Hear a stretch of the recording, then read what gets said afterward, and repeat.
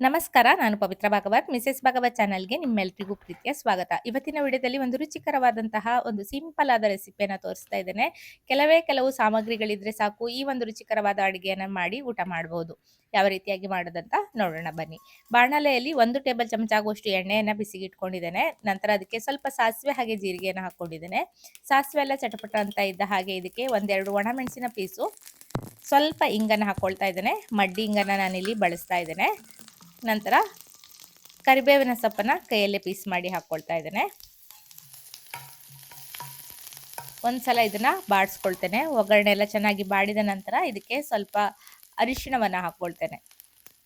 Colour ಕೂಡ ಚೆನ್ನಾಗಿ ಬರ್ತದೆ, ಆರೋಗ್ಯಕ್ಕೂ ಕೂಡ ತುಂಬಾನೇ ಒಳ್ಳೆಯದು. ನಂತರ ಕಟ್ ಮಾಡಿ ಇಟ್ಟಿರುವಂತಹ ಒಂದು ದೊಡ್ಡ ಈರುಳ್ಳಿಯನ್ನ ಹಾಕೊಳ್ತಾ ಇದ್ದೇನೆ. ತುಂಬಾ ಚಿಕ್ಕದಾಗಿ ಏನು ಕಟ್ ಮಾಡಲಿಲ್ಲ ನಾನು. ನಿಮಗೆ ಸಣ್ಣದಾಗಿ ಬೇಕು ಅಂದರೆ ತುಂಬಾ ಚಿಕ್ಕದಾಗಿ ಕೂಡ ಕಟ್ ಮಾಡ್ಕೊಳ್ಬೋದು, ಅಥವಾ ಸ್ವಲ್ಪ ದೊಡ್ಡದಾಗಿ ಬೇಕಾದರೂ ಕಟ್ ಮಾಡಿ ಹಾಕೊಳ್ಬೋದು. ಹಾಗೆ ಒಂದು ಅರ್ಧ ಇಂಚ್ ಆಗುವಷ್ಟು ಶುಂಠಿಯನ್ನು ಜಜ್ಜಿ ಹಾಕೊಂಡಿದ್ದೇನೆ. ಹಾಗೆ ಒಂದೆರಡು ಬೆಳ್ಳುಳ್ಳಿಯನ್ನು ನಾನಿಲ್ಲಿ ಹಾಕಿದ್ದೇನೆ ಜಜ್ಜಿ. ಇದು ಬೇಕು ಅಂತ ಇಲ್ಲ, ಹಾಗೆ ಮಾಡಿದರೆ ಚೆನ್ನಾಗಾಗ್ತದೆ. ಇಂಗಿನ ಪರಿಮಳವೇ ಈ ಒಂದು ರೆಸಿಪಿಗೆ ತುಂಬಾ ಸೂಪರ್ ಆಗಿ ಆಗ್ತದೆ. ನಾನು ನೋಡುವ ಅಂತ ಒಂದೆರಡು ಬೆಳ್ಳುಳ್ಳಿಯನ್ನು ಹಾಕಿದ್ದೇನೆ.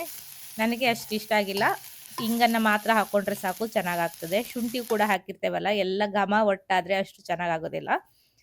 ಬೆಳ್ಳುಳ್ಳಿಯನ್ನು ನೀವು ಸ್ಕಿಪ್ ಮಾಡಿ, ನಾನು ಒಂದೆರಡು ಹಾಕಿದ್ದೇನೆ ಅಷ್ಟೇ. ಚೆನ್ನಾಗಿ ಅದನ್ನು ಬಾಡಿಸ್ಕೊಳ್ತೇನೆ. ಈಗ ಅದಕ್ಕೊಂದು ಮಸಾಲೆಯನ್ನು ರುಬ್ಕೊಳ್ಳುವ.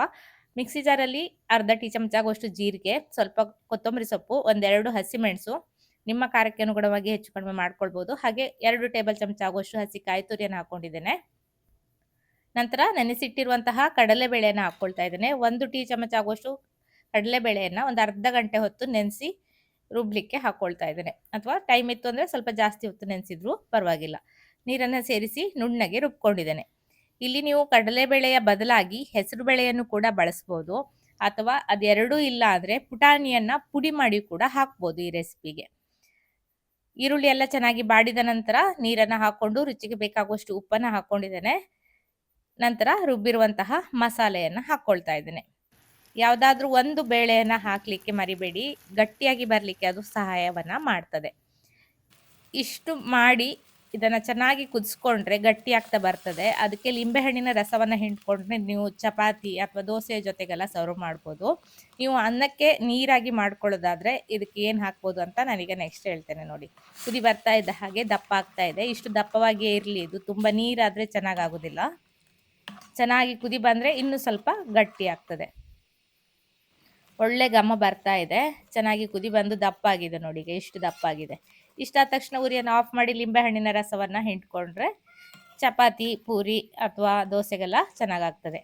ಅದರ ಬದಲಿಗೆ ಇದಕ್ಕೆ ಮಜ್ಜಿಗೆಯನ್ನು ಹಾಕ್ಕೊಂಡ್ರೆ ಈ ರೀತಿ ಸಾರು ರೀತಿಯಲ್ಲಿ ರೆಡಿ ಆಗ್ತದೆ. ಮಜ್ಜಿಗೆ ಸಾರು ಅಂತ ಹೇಳ್ಬೋದು ಇದಕ್ಕೆ. ನಾನು ಒಂದು 3/4 ಲೋಟ ಆಗುವಷ್ಟು ಮಜ್ಜಿಗೆಯನ್ನು ಹಾಕ್ಕೊಂಡಿದ್ದೇನೆ. ಅಥವಾ ನಿಮಗೆ ಮಜ್ಜಿಗೆ ಇಲ್ಲ ಕಡ್ದಿದ್ದು ಅಂತಿದ್ರೆ ಮೊಸರನ್ನು ಚೆನ್ನಾಗಿ ಬೀಟ್ ಮಾಡಿ ಕೊನೆಯಲ್ಲಿ ಸೇರಿಸ್ಕೊಳ್ಳಿ. ಉರಿಯನ್ನು ಆಫ್ ಮಾಡಿ ಸೇರಿಸ್ಕೊಂಡ್ರೆ ರುಚಿಯಾದ ಮಜ್ಜಿಗೆ ಸಾರು ರೆಡಿ ಆಗ್ತದೆ. ಕೊನೆಯಲ್ಲಿ ಸ್ವಲ್ಪ ಕೊತ್ತಂಬರಿ ಸೊಪ್ಪನ್ನು ಸೇರಿಸಿ ಚೆನ್ನಾಗಿ ಮಿಕ್ಸ್ ಮಾಡಿಕೊಂಡ್ರೆ ರುಚಿಯಾದ ಮಜ್ಜಿಗೆ ಸಾರು ರೆಡಿ. ಅನ್ನದ ಜೊತೆ ತುಂಬಾನೇ ಸೂಪರ್ ಆಗಿ ಆಗ್ತದೆ. ಖಂಡಿತ ಟ್ರೈ ಮಾಡಿ ನೋಡಿ. ಇಷ್ಟ ಆದರೆ ವಿಡಿಯೋಗೆ ಲೈಕ್ ಮಾಡಿ, ಶೇರ್ ಮಾಡಿ, ಅನಿಸಿಕೆನ ಕಮೆಂಟಲ್ಲಿ ತಿಳಿಸಿ. ಹಾಗೆ ಚಾನಲನ್ನು ಸಬ್ಸ್ಕ್ರೈಬ್ ಮಾಡಿಕೊಂಡು ಸಪೋರ್ಟ್ ಮಾಡೋದನ್ನು ಮರಿಬೇಡಿ.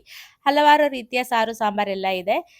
ಕೊನೆಯಲ್ಲಿ ಒಂದೊಳ್ಳೆ ಸಾಂಬಾರ್ ರೆಸಿಪಿಯನ್ನು ಟ್ಯಾಗ್ ಮಾಡಿರ್ತೇನೆ, ಅದನ್ನು ಕ್ಲಿಕ್ ಮಾಡಿದರೆ ನೀವು ಕೂಡ ನೋಡಿಕೊಂಡು ಮನೇಲಿ ಟ್ರೈ ಮಾಡ್ಬೋದು. ಹಾಗೆ ಸಾರು ಸಾಂಬಾರಿನ ಪ್ಲೇಲಿಸ್ಟನ್ನು ಹಾಕಿರ್ತೇನೆ. ನಿಮಗೆ ಬೇರೆ ಯಾವುದಾದ್ರೂ ರೆಸಿಪಿ ಬೇಕು ಅಂದರೆ ಅದನ್ನು ಕ್ಲಿಕ್ ಮಾಡಿ ನೋಡಿಕೊಂಡು ಮನೆಯಲ್ಲಿ ಟ್ರೈ ಮಾಡಿ. ಮತ್ತೊಂದು ರೆಸಿಪಿಯಲ್ಲಿ ಬರ್ತೇನೆ. ಅಲ್ಲಿಯವರೆಗೂ ನಮಸ್ಕಾರ.